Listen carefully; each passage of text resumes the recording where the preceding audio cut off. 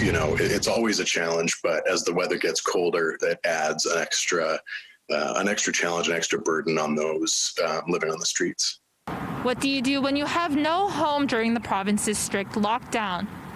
For many people experiencing homelessness, bus shelters are one of the few places to stay out of the cold, especially when a lot of other places are now closed. A lot of those living on the streets and experiencing homelessness don't have a lot of places to go at the best of times. And with closures of a lot of public spaces, like malls, libraries, city facilities like that, that is one of the biggest challenges. On Thursday, the province entered its critical red level pandemic response, which means shutting down most public places.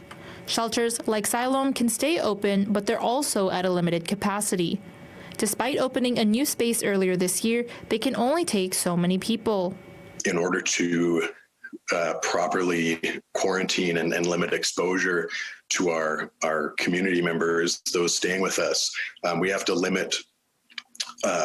social distance within our facility so we can take fewer people, and we sort of treat them like a bubble. Thiessen explained that having that bubble means they can't always risk letting in new people who aren't already sleeping in their shelter, putting a risk to those who are newly homeless.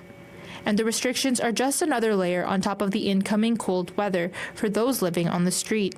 As the temperatures get worse and as that becomes less doable for people, we see bus shelters, we see vestibules of businesses, but this is just an even more challenging time for that. And if more than one person is using that space, that's dangerous as well. He says that isolation centers, where homeless people can go if they do get COVID-19, give a space for those that need it before being placed in a shelter and mixing with people that don't have COVID-19.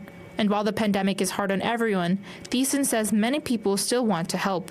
So for those wishing to do something, Thiessen says you can call and ask shelters what they need, like food or supplies, or just help point people in the right direction. If somebody looks like they're in trouble, even if you're not comfortable going up to them, that's what places like us are for at Siloam, but also 911 in the case of an emergency. Just be compassionate, keep an eye on your neighbors.